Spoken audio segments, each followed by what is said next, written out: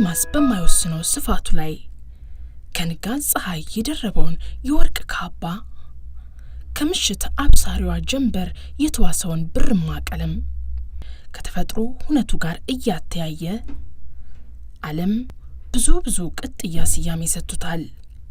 ግና ከዚህ ሁሉ እኔን የማረከኝ ቅዱሱ ሐይቅ የሚለው መጠሪያው ነው። ዙሪያቸውን በውሃ ጥሮ የሚያሳድራቸው የቅድስና የብሶች በላዩ በቅለዋልና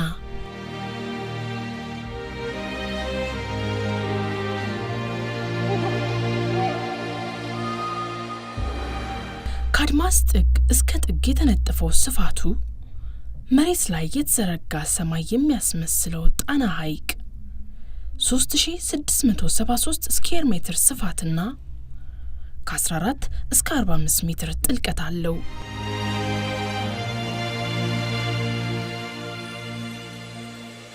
በውስጡ ልዩ ብዝሃ ሕይወትን አቅፎ የያዘና የአካባቢውን ተፈጥሯዊ ሚዛን ጠብቆ የኖረ የአባይ ወሳኝ ገባር የኢትዮጵያ ትልቁ ሐይቅ ጣና በአስደማሚው ተፈጥሯዊ ሁነቱ የዓለም ታላላቅ የተፈጥሮ ሀብቶች እውቅና ካገኙበት የክብር ማህደር ውስጥ ቦታ ይዟል።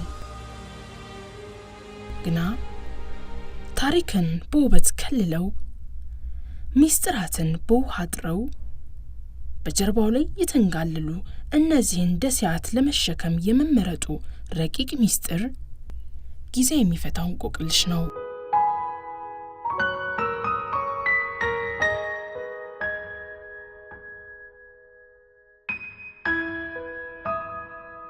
በጣና ሐይቅ ላይ ከ35 በላይ ደሴቶች አሉ። አብዛኞቹ ደሴቶች የገዳምነትን ጅማሮ አህዱ ያሉት ከ13ኛው መቶ ክፍለ ዘመን ጀምሮ እንደሆነ ታሪክ ያውሳል። የዛሬው የውሃ ላይ ጉዟችን መዳረሻ ታዲያ ከጣና 10 ወደቦች መካከል አንዱ ከሆነው የባህር ዳር ወደብ 44 ኪሎ ሜትር ርቀት ላይ የሚገኘው የአበው መነኮሳት መኖሪያ ዳጋ እስጢፋኖስ ነው።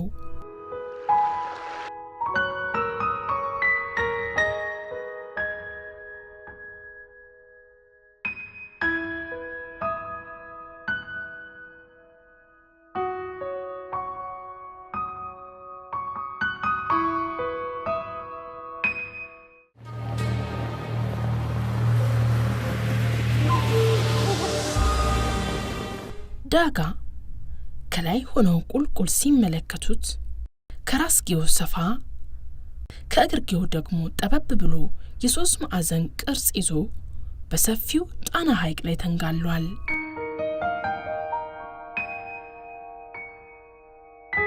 የቡድን ጓደኞቼ ከባህር ዳር ወደብ ተነስተው በገዳሙ መተዳደሪያ ደንብ መሰረት ለሴቶች ወደ ተከለከለው ዳጋ እስጢፋኖስ ገዳም ያደረጉት የውሃ ላይ ጉዞ በአማካይ 2 ሰዓት ከ30 ያህል ወስዷል።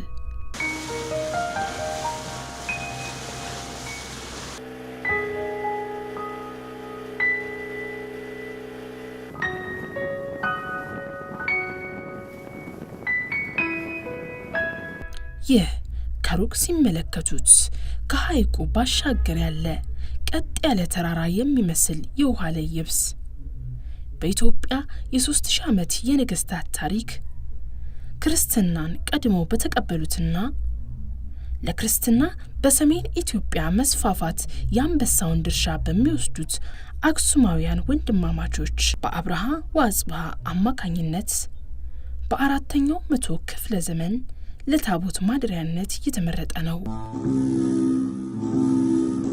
ከ4ኛው መቶ ክፍለ ዘመን ጀምሮ ታሪኩ ይጀምራል። ያው በ4ኛው መቶ ክፍለ ዘመን አብርሃ ወአጽብሃ ከአክሱም ተነስተው እዚህ ደሴት መጥተው መስዋዕት ሰውተው ያው እዚህ ቦታ ላይ እመቤታችን ቅድስት ድንግል ማርያምን ታቦቷን ተክለው እንዲሄዱ ይነገራል። በዚህ የሰው ልጅ ቀርቶ አዕዋፍት በአርምሞ ከተቀመጡበት ንጹህ እስትንፋሳቸውን ለፍጥረታት ለመለገስ እርስ በእርስ እየተገጫጩ በሹክሹክታ ከሚያወጉ እጽዋት ውጪ ፍጹም ጸጥታ በነገሰበት የአበው መነኮሳት ገዳም በ4ኛው መቶ ክፍለ ዘመን የተጀመረው ገዳማዊ ሕይወት እስከ 12ኛው ክፍለ ዘመን መዝለቅ የቻለ ሲሆን በመሃል ከተቀዛቀዘም በኋላ አቡነ ሂሩት አምላክ በተባሉ አባት ዳግም የብሕትውና ሕይወት በደሴቱ እንደቀጠለ ታሪክ አዋቂዎች ይነግሩናል። በ1268 ዓመተ ምህረት አባታችን ከሐይቅ እስጢፋኖስ መጥተው ገዳሙ እንደመሰረቱትና ከዛም በኋላ የእሳቸውን ቅድስና የቦታውን ታሪክ እየሰሙ የኢትዮጵያ ነገስታት እየመጡ ይጎበኙት እንደነበረ ከዛም እስከ መጨረሻው ድረስ እዚህ ቦታ ላይ አጽማቸው አርፎ እስከ ዛሬ ድረስ የሚጎበኙ 10 ነገስታት በቦታው ላይ እንደሚገኙ ያው ታሪክ መዛግብት ይናገራሉ።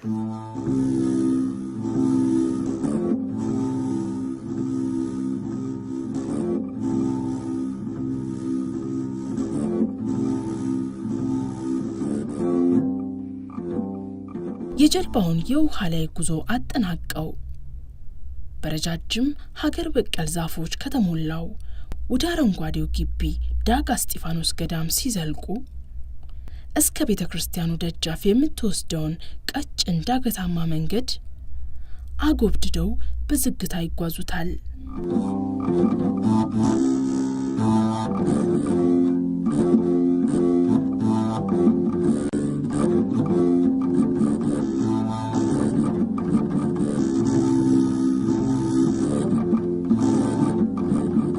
ግና በመንገዱ መሃል ለዛለው ሰውነቱ እረፍትን ከምትሰጥ የጻድቃን ማረፊያ ሲደርሱ ለቀጣዩ መንገድ ትንፋሽ የሚሰበስቡበትን ለጉልበቱ ብርታትን ለነፍሱ በረከትን የሚታደሉበትን የገዳሙን መስራች የአቡነ ሂሩት አምላክን ገድልና የተአምረኛዋን የድንጋይ ታንኳ ታሪክ ይቃመሳሉ።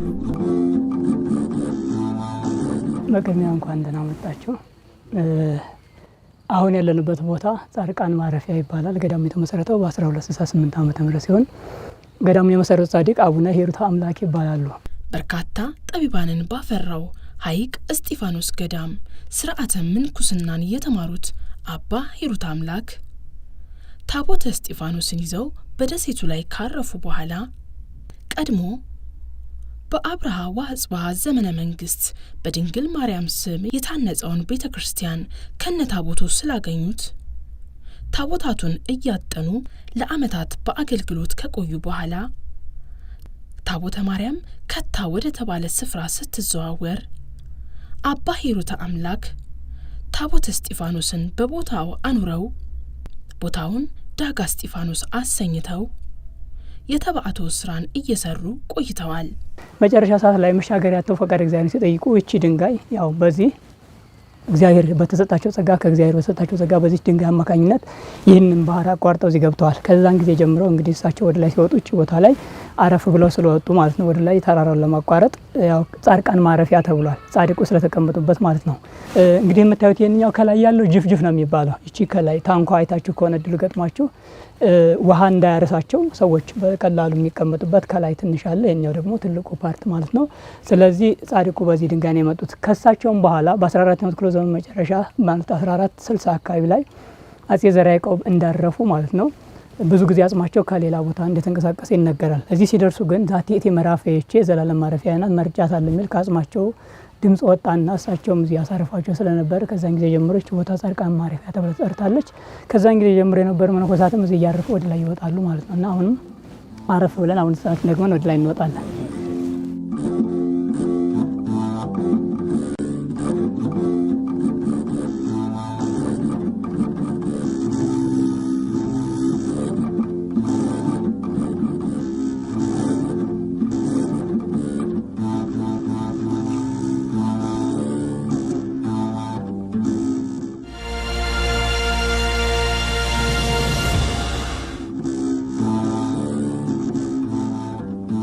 የዳጋ እስጢፋኖስ የመጀመሪያው ቤተ ክርስቲያን እንደ ጊዜው ዘመነኛ ኪነ ህንጻዎች ሁሉ ተውቦ የታነጸ ቢሆንም በርካታ ነገስታት በተለያየ ጊዜ እድሳት እያደረጉለት እስከ ቅርብ ጊዜ ድረስ መቆየት የቻለ ነበር።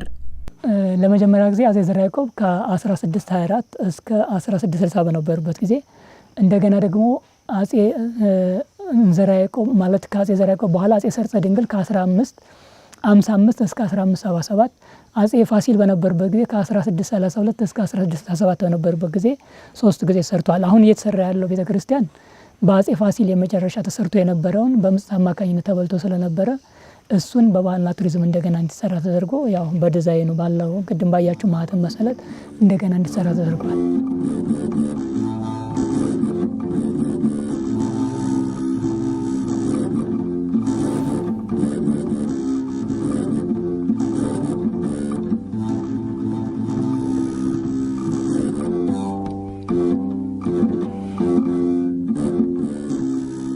የዘመኑን ቤተ መንግስት በጊዜው በአጼ ፋሲል አማካኝነት የዘመኑን ቤተ መንግስቶች ኪነ ህንጻ መስሎ ከኖራ የተሰራው በዚህ ዘመን ተሻጋሪ ሙዚየም ውስጥ ከ700 ዓመታት በላይ ያስቆጠሩ የብራና መጻሕፍት፣ አጽመ ነገስታት ከ13 እስከ 16ኛው ክፍለ ዘመን በአጼ ዳዊት፣ በአጼ ዘረ ያዕቆብ፣ በአጼ ሰርጸ ድንግል፣ በአጼ ሱስንዮስና በልጃቸው በአጼ ፋሲል የተበረከቱ ዘመናትን ያስቆጠሩ ነጋሪቶችና የቀንድ መለከቶች እስከ ንጉሠ ነገሥት አጼ ኃይለ ሥላሴ ድረስ በነበሩ ነገስታት የተበረከቱ የአገልግሎት አልባሳትና የእጅ መስቀሎችን ጨምሮ ልዩ ልዩ ንዋየ ቅድሳት እርስ በእርሳቸው ተነባብረው ትንፋሻተው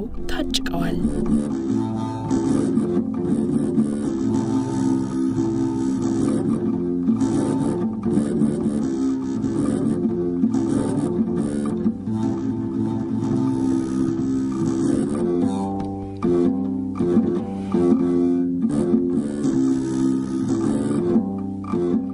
ታሪኩ አባታችን እሳቸው ከመጡበት ጊዜ ጀምሮ እንደነገርኳቸው እንግዲህ ብዙዎቹ የኢትዮጵያ ነገስታት የእሳቸውን ቅድስና ያው ከእሳቸውን በረከት ለመቀበል እየመጡ በዚህ ቤተክርስቲያን ላይ እንግዲህ ያው ታላቅ አስተዋጽኦ አድርገዋል።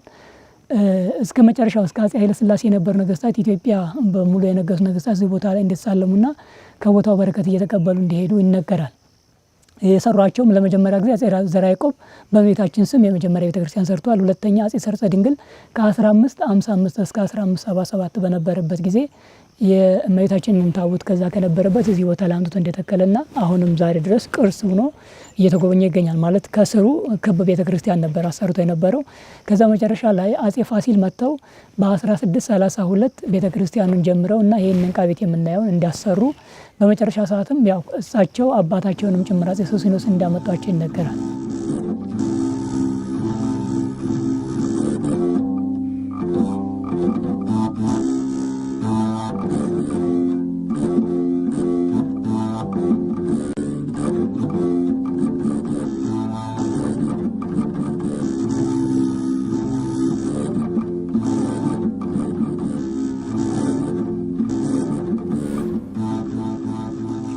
እዚህ ጋር የምናያቸው እንግዲህ አጽመ ነገስታት ናቸው። ለመጀመሪያ የምናየው አጼ ዳዊት ነው። አጼ ዳዊት ከ1382 እስከ 1430 እዚህ ላይ ያው 8 ዓመት እየቀየራችሁ ወይም ደግሞ እየቀነሳችሁ እናወራለን።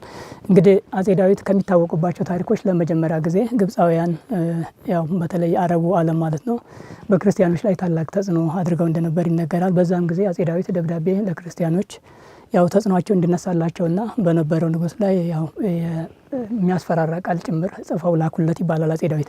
ከዛ ወደ አሁን ንጉሱ ያንን ደብዳቤ አይቶ አዎንታን የመለሰላቸው ያው ያደረገውን ተጽዕኖ እንዳነሳ አድርጓል። በዛ ጊዜ አንዳንድ አባቶች መንፈሳዊ አባቶች ለአጼ ዳዊት መከሯቸው። ግማደ መስቀሉ በዛ ይገኛልና ስለዚህ ለበረከትና ለረድኤት መስቀሉን ብታመጣ የተሻለ ሀባር ቸነፈር በሀገራችን ላይም ሊጠፋ ይችላል ብለው ሲያማክሯቸው ወደ አሁኑ ወርቅ ብር የላኩላቸው ነበር። እሱን በመመለስ ግማደ መስቀሉ ከእናንተ ጋር አለ ይባላል። ስለዚህ የጌታችን የመድኃኒታችን ኢየሱስ ክርስቶስ ክብረ ሞገሱን መስቀሉን ብትልኩልኝ ብለው ሲልኩላቸው ወደ አሁኑ ደብዳቤውን በአዎንታውንም ያው ከመስቀሉ ጋር እንደላኩላቸው ከዛም በኋላ አጼ ዳዊት ተቀብለው ልክ ስናር ላይ ሲደርሱ ከኢትዮጵያና ከግብጽ ድንበር ላይ ከበቅሏቸው በድንገተኛ ሞት ወድቀው ሞተዋል። እሳቸው እንደሞቱ በ1426 ልጃቸው አጼ ዘርዓ ያዕቆብ ወይም 1434 በፈረንጆች ስለጻፈ ነው 8 ዓመት እየቀነሱ ነው ይሄኛው 1460 ነው የሚሆነው። ስለዚህ እሳቸው እንደነገሱ ወዲያውኑ ከተሰራዊት መታነጋሪ ብለው ወደ ስናር ነው የሄዱት በመስቀሉ ለማምጣት። መስቀሉን እያመጡ እያለ በመሀል ሀገር ሲደርሱ አንብር መስቀል በድበ መስቀል የሚል ከሰማይ ቃል ይሰሙ ነበር። ይህንንም ተስፋ አድርገው መስቀለኛ ቦታ አጥተው 3 ዓመት መስቀሉም ኢትዮጵያን እንዲባርክ ፈቃዱ ስለነበር እግዚአብሔር በኢትዮጵያ ላይ እንደተንከራተተ ይነገራል። ከዛም መጨረሻ ላይ እግዚአብሔር አብ ቤተክርስቲያን አምባሰል ተራራ ላይ ግሽን ማርያምን አግኝተው አስቀምጠዋል። ይህንን ብቻም አይደለም አጼ ዘርዓ ያዕቆብ ከሚታወቁባቸው 15 መጽሐፍቶች ልዩ መጽሐፍቶች ደርሰዋል። ከነሱ መካከል መጽሐፈ ባህሪ፣ እግዚአብሔር ዘነግሰ፣ መጽሐፈ ሚላድ፣ ያው ተአምረ ማርያም እንደሚታወቀው ብዙ ጊዜ እንደምትሰሙት በመቅድም ላይ ከአረበኛ ቋንቋ ተጽፎ የነበረውን ወደ ግዕዝ ቋንቋ እንዲጻፍ ያደረጉ ንጉስ ናቸው። ይህም ብቻ ሳይሆን ብዙ ጊዜ መንፈሳዊ ተጋድሎ ስለነበራቸው ከመቆማቸው የተነሳ እግራቸው አብጦ ነበር እየተባለ ይነገራል። እዚህ ጋር የሚታይ ምልክት አለ። እመቤታችን ቅድስት ድንግል ማርያም ያው ደብረ ምጥማቅ አካባቢ ላይ ምናልባት ወደ ጻድቃኔ አካባቢ ላይ ሄዳችሁ ከሆነ እዛ ቦታ ላይ ተገልጻላቸው እመቤታችን ከተጋድሎ የተነሳ ይህን ስላደረግ መልካም ነው፣ ግን ይሄ ለምልክት ይሆናል ብላ ይህን እንዳስቀመጠችላቸው ይነገራል። ሌላው ተፈውሷል እግራቸው፣ እግራቸው ይሄ ቀኝ እግራቸው ነው። ስለዚህ ይህም ብቻም ሳይሆን እንግዲህ በኢትዮጵያ ታሪክ ያው እንግዲህ አንዳንድ ጊዜ በዓላት ይከበር በሚል ታላቅ ጭቅጭቅ ነበር። አጼ ዳዊት በነበሩበት በአባታቸው ጊዜ ይህንን መፍትሄ የሰጡት አጼ ዘርዓ ያዕቆብ ናቸው። አባ ሚካኤልና አባ ገብርኤል ጋር በመካከል መንፈሳዊ ስራዎችን አከናውነዋል እና እንግዲህ ያው ከሚታወቁባቸው ባህሪዎች እነዚህ ሲሆኑ በኢትዮጵያ ታላቅ ያው ፈላስፋም እንዲሁም ደግሞ ደራሲ እንዲሁም ደግሞ ንጉስና ክህነትን አስተባብረው የያዙ ንጉስ እንደነበሩ ይነገራል።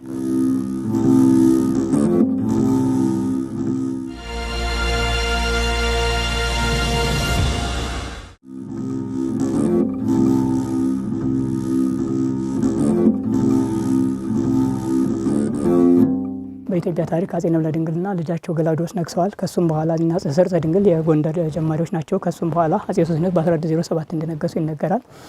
እንደነገሱ ያው በግራኝና በኢትዮጵያ ኦርቶዶክስ ተዋሕዶ ቤተክርስቲያን በነበረው ጦርነት ግራኝ በቤተክርስቲያን ላይ ተጽዕኖ ፈጥሮ ስለነበረ ፖርቹጋል 400 ወታደሮች ልካ ነበር።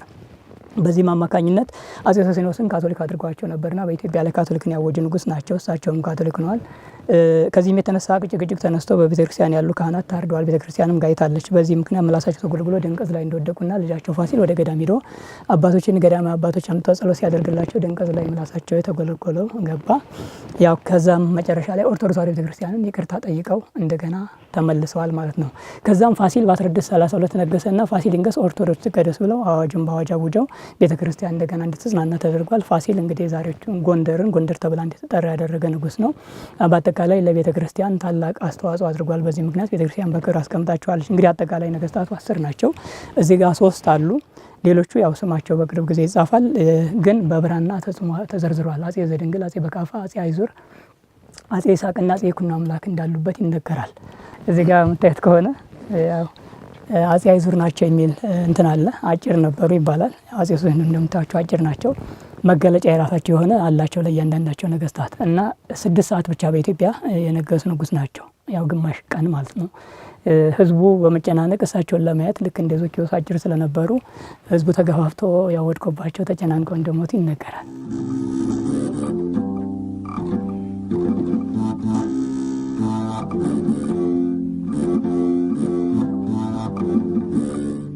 እንግዲህ በመጀመሪያ አጼ ፋሲል ይህንን ቤተ መዘክር ወይም ደግሞ ሙዚየሙን ወይም ደግሞ ዕቃ ቤቱን ያሰሩት ለመጀመሪያ ጊዜ ያው እነሱ በነበሩበት ሰዓት ላይ የዕቃ ማስቀመጫ ብለው ነበር የሰሩት። ከዛ እንግዲህ መጨረሻ ሰዓት ላይ እሳቸውም ሲያልፉ እነዚህ የነበሩት ካህናት በተለይ የንዋየ ቅድሳት የቤተ ክርስቲያን የተቀደሱ ንዋያት በዚህ ላይ እንዲቀመጡ አድርገዋል። ከ13ኛው ክፍለ ዘመን ጀምሮ የነበሩትን አጠቃላይ አጽመ ነገስታት ብቻ ሳይሆን የብራና መጽሐፍቶች፣ የነገስታት ዘውድ፣ የነገስታት ካባ እንዲሁም ደግሞ ነገስታት ሲገለጡበት የነበረው የነሱ የሆነውን ሁሉ በዚህ በሙዚየም ላይ እናገኛለን።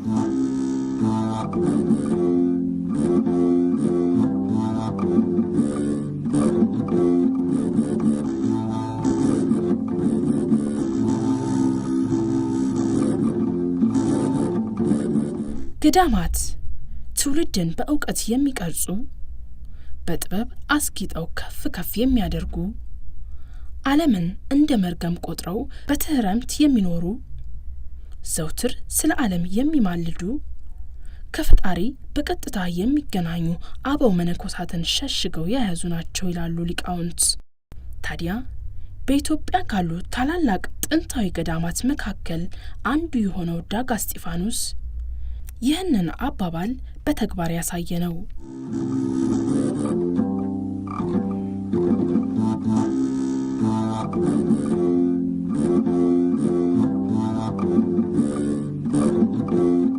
አጠቃላይ በገዳሙ እስካሁን ያው 167 አካባቢ ደርሰናል። ግን ያው ቋሚ ነው ብሎ መናገር አይቻልም። ገዳም ብዙ ጊዜ መነኮሳት ከአንድ ገዳም ወደ አንድ ገዳም ያው ስለሚንቀሳቀሱ ቋሚ ቁጥር ናቸው ተብሎ ማስቀመጥ አይቻልም። ምክንያቱም ያው እንደነገርኩ የመነኮሳት ትልቁ ነጻነት እንዲያውም ከገዳም ወደ ገዳም መዘዋወር ነው እና በዚህ ምክንያት በጤንነት የሚሆን በሌላ ምክንያት አመች ባልሆነበት ሰዓት ላይ መነኮሳት ከአንድ ገዳም ወደ አንድ ገዳም ይንቀሳቀሳልና በዚህ ምክንያት ቋሚ ያው ቁጥር የለንም። አንዳንድ ጊዜ ይጨምራል፣ አንዳንድ ጊዜ ደግሞ ይቀንሳል።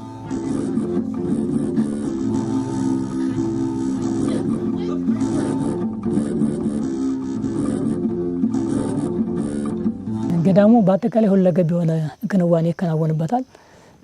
ጥምር ግብርና አለ ማለት ከብቶች እርባታ እናረባለን። እርሻ መሬት አለ እንደ ደሴት ላይ። በተለይ ደግሞ ግቢው ላይ ከብቶች ወይም እርሻ እዚህ በሬ አይፈቀድም። በቁፋሮም ቢሆን ያው የተወሰነ አዝርቶችን እንዘራለን። ከዛ በተረፈ ግን አትክልት፣ ፍራፍሬዎችና ያው ቋሚ ሰብል ያለው በተለይ አካባቢ በሙሉ በቡና ተሸፍኖ ነው የሚገኘው። ስለዚህ የገቢ ምንጫችን አብዛኛው ከነዚህ ከፍራፍሬዎችና ከእርሻ ውጤቶች ነው ማለት ነው። በቅርብ ጊዜ ግን እደ ጥበብም እንደዚሁ እንደሌሎች ገዳማ ተጀምሯል። አሁን እየተሰራ ነው ያለው። እሱን ደግሞ ያው ቀጥታ ሄደን የምንጎበኘውና የምናየው ይሆናል።